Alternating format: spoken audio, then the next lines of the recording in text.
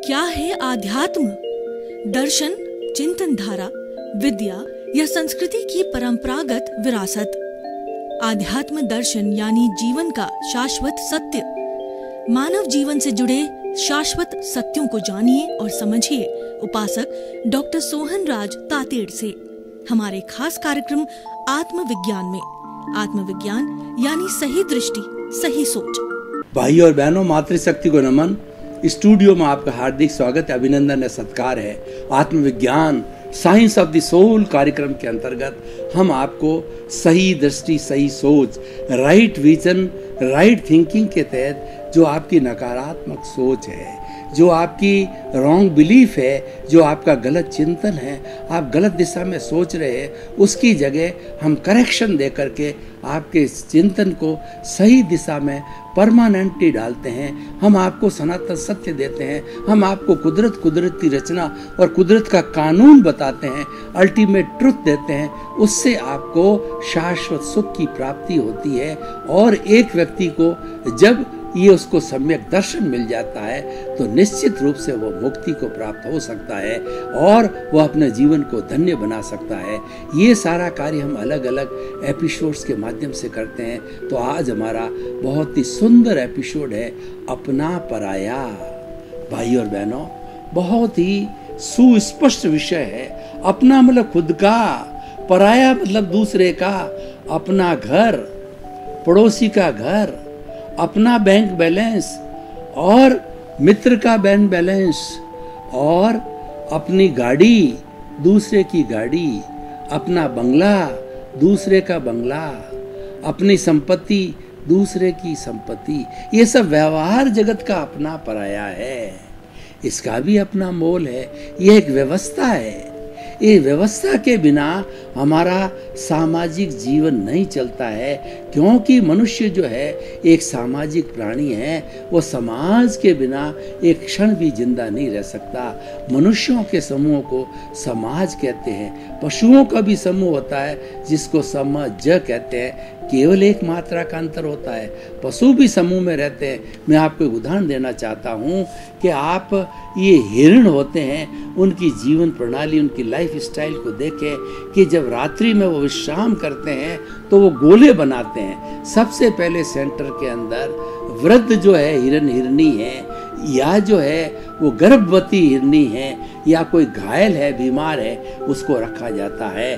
और उसके चारों तरफ जो प्रौढ़ होते हैं, जो उनकी तुलना के अंदर जल्दी भाग सकते हैं, उनको रखा जाता है। और उसके बाहर की तरफ जो है जवान जो हिरन हिरनियाँ हैं, उनका गोला रखा जाता है। और चारों कॉर्नर पे चार जो है जवान जो है सिपाही तैनात हो जाते हैं और वो पूरे रात भर जो है चौकीदारी करते हैं। कोई शिकारी तो नहीं आ रहा है। जो ही शिकारी आता है क्यों वो अपनी भाषा में चिल्लाते हैं और सभी हिरन वहाँ से भाग जाते हैं। उनका भी एक समूह होता है। आपने देखा होगा कि हमारे हिंदुस्तान के अंदर कुर्जों वगैरह जो है, ये विदेशी पक्षी जो है अभ्यारण्य में आते रहते हैं। तो उस समय में आपने देखा होगा कि जब सर्दी के मौसम के अंदर हमारे देश में ये आते हैं तो एक लाइन बना करके आते हैं। वो लाइन है, वो उनका समाज है। लाइन है, वो उनकी व्यवस्था है। जहाँ समाज होता है वहाँ सुरक्षा होती है। समाज होता है वहाँ डिसिप्लिन होता है और हर व्यक्ति का अच्छी तरह से निर्वाह हो जाता है। बिना समाज व्यक्ति एक क्षण भी जिंदा नहीं रह सकता। तो अपना पराया समाज होता है, वहाँ अपना पराया लागू होता है। अपनी स्त्री, पराई स्त्री, देखिए कितना डिफरेंस है। हमारी भारतीय संस्कृति के अंदर जो शादी की, जो ब्याह की, जो नियम बनाया गया है, वो हमारा परिवार का जो सिस्टम है, शादी ब्याह कितना सुंदर है कि एक व्यक्ति के साथ में एक लड़की से ब्याह कर दिया जाता है और उसको 7 फेरे दिलाए जाते हैं। उसका अर्थ ये है कि तुम एक पति और एक पत्नी के अनुसार रहोगे, स्वदार संतोष करोगे और अन्य को, जो सारे विश्व के अंदर तुम्हारी जो छोटी जो स्त्रियां हैं वो तुम्हारी बेटियां हैं और तुम्हारे बराबर उम्र की है वो तुम्हारी बहनें हैं, और तुम्हारे वो उससे भी बड़ी है तो तुम्हारी माता के समान है, उससे भी बड़ी है तो नानी दादी के समान है। इस तरीके की सुंदर व्यवस्था भारतीय संस्कृति के समाज में, परिवार सिस्टम में और शादी में की गई। और वो जब शादी की जाती है तो कितने रिश्ते मल्टीप्लिकेशन होते हैं कि दादा ससुर, नाना ससुर और जेठ, देवर, ननंद, न मालूम कितने कितने रिश्ते जो है मल्टीप्लाई हो जाते हैं। बहुत ही सुंदर व्यवस्था है।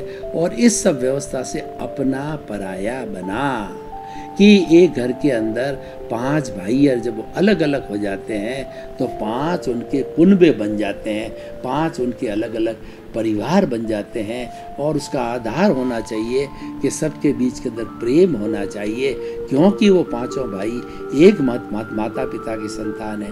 तो ठीक उसी तरीके से हमारा जो वसुधैव कुटुंबकम है वो अपना पराया की बात करते करते भी वो मूल रूप में वसुधैव कुटुंबकम क्या कहता है कि हम सब वसुदेव की संतान है। हमारे पिता वसुदेव है और हमारी जो धरती माँ है वो माता है, हम सभी उसी की संतान हैं। तो उसकी सभी की संतान, एक ही माता पिता की संतान होने के कारण हम भाई भाई हो गए।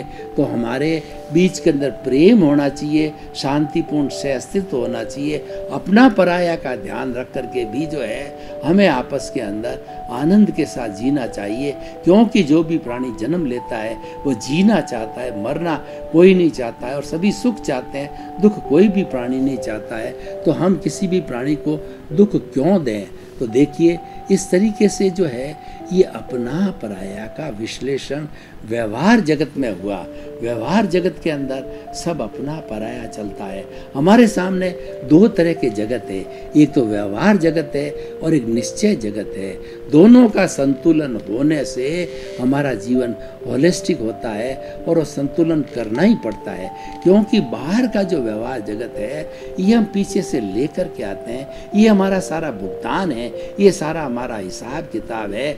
मनुष्य को ये जो मन वचन काया रूपी शरीर मिला है ये पूर्व जन्म के कर्मों के भुगतान के लिए मिला है। और जब ये भुगतान पूरा हो जाता है, इस जन्म का आयुष्य समाप्त हो जाता है, तो वह व्यक्ति जो है वह मर जाता है, वो व्यक्ति डेड बॉडी हो जाता है। तो देखिए हम थोड़ा ये तो हमारा व्यवहार जगत हम लेके आए हैं और ये हम इसके अंदर परतंत्र है, ये जड़ है और ये हमको भुगतना ही होगा, इसके अलावा कुछ नहीं है। क्योंकि ये हमारे ध्वनि की प्रतिध्वनि है। पिछले जन्म में हम जो ध्वनि करके आए थे, जैसे हम भाव कर्म करके आए थे, जैसे हम कर्म बीज डाल करके आए थे, ये हमारा जो जन्म है वो उसकी प्रतिध्वनि है। यानी पूर्व जन्म के हमारे भाव कर्म जो है वो इस जन्म के अंदर द्रव्य कर्म के रूप में परिणित होते हैं। और द्रव्य कर्म होता है वो उदय और प्रारब्ध के अनुविध होता है। और वो सारा प्रकृति यानी कुदरती रचना और कुदरत के कानून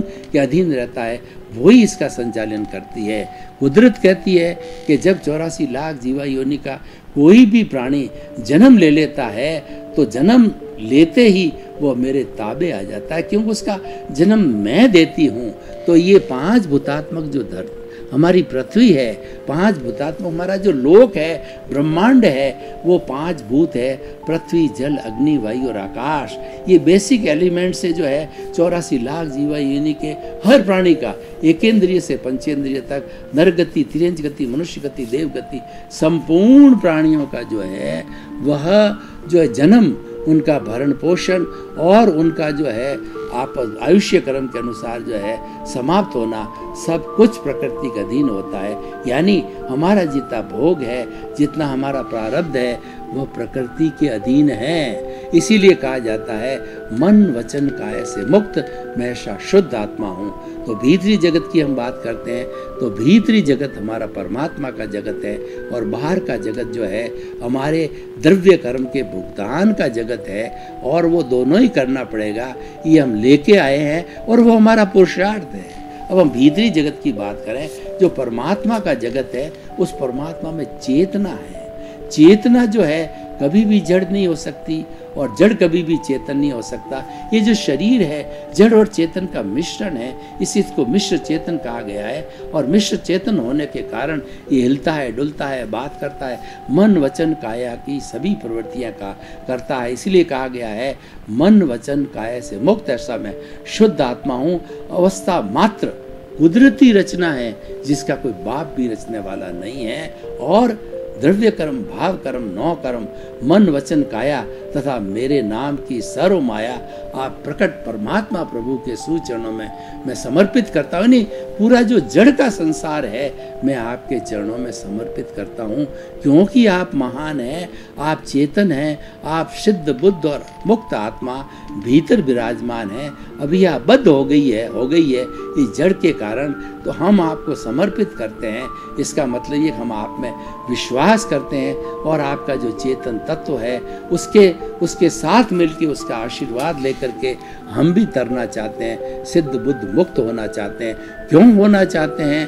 कि हमारा ये जो कार्बन शरीर, हमारा लिंग शरीर और हमारा कौशल बॉडी है, ये राग द्वेष है, ये मोह का संसार है, ये कषाय है, ये क्रोध मान माया लोभ है, ये भीतर विराजमान है प्रभु के पास में और वही प्रभु को बांधे हुए हैं। और ये हाजिर रहने से और नया जो है वह राग द्वेष पैदा करता है। लेकिन हाजिरी दोनों कंडीशन के अंदर जो है परमात्मा की होती है। और क्योंकि परमात्मा में कोई भी जो है परिवर्तन नहीं आता है, चाहे भूत हो, वर्तमान हो, भविष्य हो, इसकी हाजिरी रहती है। तो करने वाला कोई होता है, भोगने वाला कोई होता है, लेकिन आत्मा अजर अमर होने के कारण, अविनाशी होने के कारण उसकी उपस्थिति में ही कोई भाव कर्म करता है और चार्ज करता है, और कोई दूसरा जन्म वाला जो है वो द्रव्य कर्म के रूप में डिस्चार्ज करता है और साथ साथ के अंदर चार्ज भी करता है, डिस्चार्ज भी करता है। तो अपना पराया, हम इसका चिंतन करें। जो जड़ है वो पराया है और वो चेतन है वो अपना है। क्यों पराया है? कि ये जड़ हमारा घर, धन, दौलत, परिवार और हमारे बाल बच्चे और हमारा बैंक बैलेंस, हमारी फैक्ट्री है, हमारा सारा धन है। ये जड़ होने के कारण, शरीर के साथ जुड़े होने के कारण, जब शरीर समाप्त हो जाता है, आयुष्य के अधीन है ये शरीर, जब ये समाप्त हो जाता है कर्मों का भोग करके, तो समाप्त होने के बाद के अंदर जब ये आत्मा दूसरे शरीर को धारण कर लेती है, वो स्वयं की आत्मा है, वो स्व है और ये पर है। तो ये दोनों का स्व और पर का ज्ञान होना, स्व का मतलब अपना, पर का मतलब पराया, तो ये स्व और पर का ज्ञान होना ये सबसे बड़ा उत्कृष्ट ज्ञान है। और इस ज्ञान की प्राप्ति होने के बाद में हमें भेद विज्ञान हो जाता है। स्व मेरा है, पर मेरा नहीं है। पर तो जड़ है, पर तो नाशवान है। पर को पर ने पैदा किया है, राग द्वेष ने राग द्वेष को पैदा किया है, और ये करता जाता है, ये करता जाता है। अगर हम, अब सवाल ये है कि ये करता जाता, हम उससे छूटना चाहते हैं, तो हमें तटस्थ रहना पड़ेगा, हमें तीसरा नेत्र खोलना पड़ेगा, जिसको कि हम जो है समता का नेत्र कहते हैं। हमारा सारा जो राग द्वेष है ये हमारी दो आंखें हैं, एक आंख राग की है और दूसरी आंख द्वेष की है। सारी दुनिया राग द्वेष से संचालित होती है और राग द्वेषी कर्म है और राग द्वेषी नए राग द्वेष को जन्म लेते हैं। आत्मा तो निष्क्रिय है, उसकी हाजिरी है, वह अशरीरी है, वह कुछ नहीं करती और कर भी नहीं सकती क्योंकि उसके शरीर नहीं है, लेकिन उसकी हाजिरी है, वह ही मुख्य कारण होती है। और उस हाजिरी का उपयोग हम कब ले सकते हैं, ये मुख्य बात है कि वो हाजिरी का क्या हम दुरुपयोग करें या सदुपयोग करें। हमारा तो हमने मान लिया कि चेतन तत्व हमारा है, लेकिन चेतन तत्व की अनुभूति करना जो है ये रियल पुरुषार्थ है, और चेतन तत्व की विस्मृति करना है ये पराया है। ये जो है जड़ हो जाता है, ये भोग होता है, ये प्रारब्ध होता है। तो हमें पराये में नहीं जा करके हमें अपने में जाना चाहिए। इसलिए कहा गया है कि रहो भीतर जियो बाहर। रहो भीतर का मतलब ये है कि आपका ताना बाना, आपका सारा संपर्क है वो चेतन के साथ होना चाहिए। हर क्षण आपको ये जागृति रहनी चाहिए कि मैं तो शुद्ध आत्मा हूँ, मैं तो ज्ञाता हूँ, मैं तो दृष्टा हूँ। मूल स्वरूप से शुद्ध आत्मा है, मैं तो जानने वाला हूँ, मैं तो देखने वाला हूँ, मैं अनंत ज्ञान वाला हूँ, मैं अनंत दर्शन वाला हूँ, मैं अनंत शक्ति वाला हूँ, मैं अनंत सुख का धाम हूँ। ये हमारा रियल पुरुषार्थ है, ये रियल धर्म है। और उसके साथ साथ के अंदर हम जितने क्रिया कांड करते हैं वो भी अच्छा है। देखिए, हर एक का मानसिक स्तर अलग अलग होता है। जितना हम रिलेटिव धर्म करते हैं, उस रिलेटिव धर्म से जो है या उसको रिलेटिव पुरुषार्थ कराता है, उसके साथ पुण्य का संचय होता है, पुण्य का बंध होता है। उस पुण्य को काटने के लिए भी हमें जीना पड़ता है। लेकिन अगर रियल पुरुषार्थ करें हम, तो उसके लिए उसके साथ पुण्य का बंध नहीं होता है, क्योंकि वह निरालंबन ध्यान की स्थिति होती है और वह शुक्ल ध्यान की स्थिति होती है, और अशुभ प्रवृत्ति है, ये धर्म ध्यान की स्थिति होती है। शुभ के साथ में अशुभ तो हमें करना ही नहीं है। अशुभ को काटने के लिए शुभ का सहारा लिया जाता है, पाप को काटने के लिए पुण्य का सहारा लिया जाता है। और जब पाप कट जाता है तो पुण्य को भी हमें छोड़ना होता है। जैसे कि हम किसी कपड़े को जो डिटर्जेंट पाउडर से धोते हैं, तो डिटर्जेंट पाउडर हमारा पुण्य है, उसके धोने से जितना जितना काला है, मैल रूपी पाप है, झड़ जाता है। लेकिन वो पाप मतलब मैल निकलने के बाद भी उसको हम 2-3 बार खंगालते हैं, और खंगाल करके और सारा डिटर्जेंट पाउडर निकाल करके और उसको एकदम साफ करके फिर सुखाते हैं। यानी पुण्य को भी हमने बहा दिया, पुण्य की बेड़ी को भी काट दिया। तो हमारी शुभ प्रवृत्ति है, ये पुण्य का संचय करती है। हर धार्मिक क्रिया के साथ में पुण्य का बंध होता है, लेकिन हमें शुद्ध अवस्था में जानी चाहिए। ये जो हमारी शुभ अवस्था भी अच्छी है। ये जो लोग जो बहुत ऊंची साधना नहीं कर पाते, नहीं समझ पाते हैं, तीव्रवादी बुद्धि वाले नहीं होते हैं, उनका वैराग्य और श्रद्धा इतनी मजबूत नहीं होती है, तो उन्हें ये कुल धर्म, रिलेटिव धर्म, ये भी अच्छा है, ये शुभ प्रवृत्ति कराने वाला है। लेकिन जो ऊंचे साधक हैं, जिज्ञासु है, मुमुक्षु है और महात्मा है, उन्हें जो साधना करनी चाहिए वो रियल धर्म की साधना करनी चाहिए। यानी 24 जो है सेल्फ रियलाइजेशन, सेल्फ इंट्रोस्पेक्शन और सेल्फ एग्जामिनेशन, स्वभाव में रमण करना। पराया है वो विभाव है और अपना है वो स्वभाव है। अब निर्णय आपको करना है कि आपको अपने में रहना है या पराये में रहना है। हम पराया अपना अपना करके जिंदगी पूरी निकाल देते हैं। मेरा धन, मेरा दौलत, मेरी पद, मेरी प्रतिष्ठा, ओनरशिप करते हैं। ये मैंने खड़ा किया, ये मैंने तैयार किया, और साथ साथ के अंदर हम मालिकाना हक भी जताते हैं। ये फैक्ट्री मेरी है और मैं करोड़पति हूँ और मैं इतने पैसे का मालिक हूँ, मेरे इतने बंगले हैं, मेरे इतनी गाड़ियाँ हैं। ये सारा जो है पराये का हम चिंतन करते हैं। जब पराये का चिंतन ज़्यादा चलता है तो हम अपना चिंतन भूल जाते हैं। तो हमारा पुरुषार्थ क्या है? स्वभाव में रमण करना, अपनेपन की अनुभूति करना, अपने जगत में जाना, अपने को पहचानना। दुनिया में सबसे कठिन काम है वो स्वयं की पहचान करना। हम दुनिया को बहुत जानते हैं, दुनिया के रिश्ते, उनके संपर्क है, उनको खूब जानते हैं, और दुनिया को जो है हम जो है अपनी तराजू से तोलते हैं, दुनिया को हम अपनी गज से नापते हैं, लेकिन हमारे को हम जो है दूसरे की तराजू से तोलते हैं या दूसरे की गज से नापते हैं। ये गलत है। हमारे स्वयं को स्वयं का परीक्षण करना चाहिए कि हमारे भीतर क्या क्या गुण हैं, क्या दोष है। शुद्ध परमात्मा स्वरूप है, उसमें कोई दोष की स्थिति नहीं है। लेकिन ये बद्ध हो गया। बद्ध किसके कारण हुआ? वेल्डिंग के कारण हुआ, अज्ञान की वेल्डिंग कारण। ये जो अज्ञान है ये जो है हमें भटकाता है, इसकी सफाई करना है।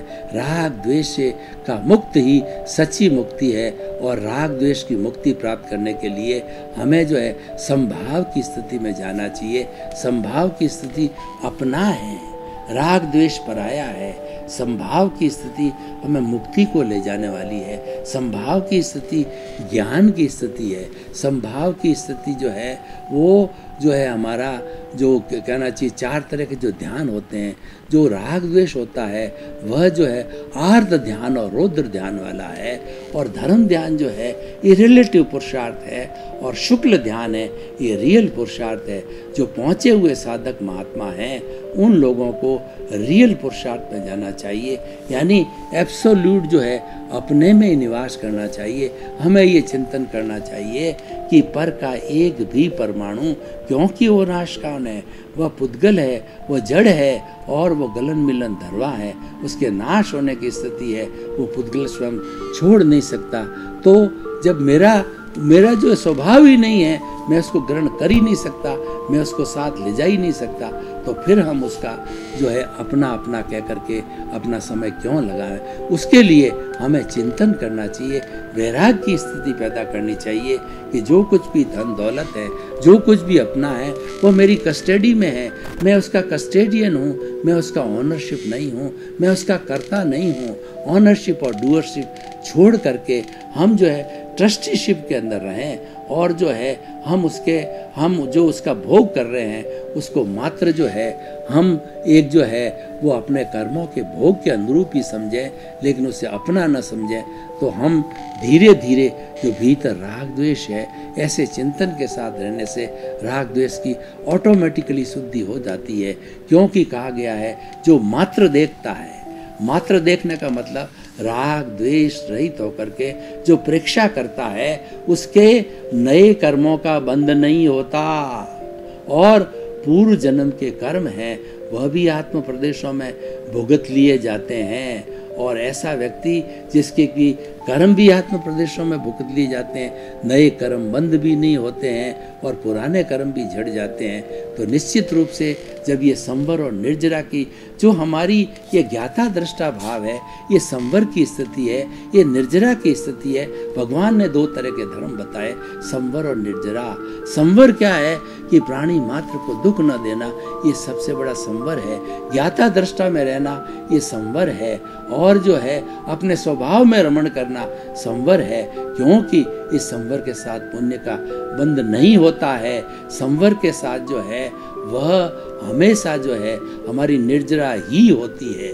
निर्जरा अलग से भी होती है। निर्जरा दो तरह की होती है, सकाम निर्जरा और अकाम निर्जरा। जो अकाम निर्जरा होती है वो कोई भी चीज़ को कोई भी प्राणी सहन करता है तो उसके अकाम निर्जरा होती है, लेकिन सकाम निर्जरा होती है वो संवर के साथ होती है, वो प्रत्याख्यान और त्याग के द्वारा होती है। भाई और बहनों, आपका बहुत बहुत धन्यवाद। आप हमारा आत्मविज्ञान कार्यक्रम बराबर देख रहे हो, देखते रहिए। आत्मविज्ञान कार्यक्रम से आपको जीवन के सूत्र मिलेंगे, जीवन के टिप्स मिलेंगे, जीवन जीने की विधियाँ मिलेगी, आपको अच्छी लाइफ स्टाइल मिलेगी। क्योंकि हमारा उद्देश्य है सुधरे व्यक्ति समाज व्यक्ति से राष्ट्र स्वयं सुधरेगा। हम इंसान को सुधारना चाहते हैं। इसी क्रम में आपका जीवन आनंदमय हो, मंगलमय हो, सुखमय हो। क्या है आध्यात्म? दर्शन, चिंतन धारा, विद्या या संस्कृति की परंपरागत विरासत। आध्यात्म दर्शन यानी जीवन का शाश्वत सत्य। मानव जीवन से जुड़े शाश्वत सत्यों को जानिए और समझिए उपासक डॉक्टर सोहनराज तातेड़ से हमारे खास कार्यक्रम आत्मविज्ञान में।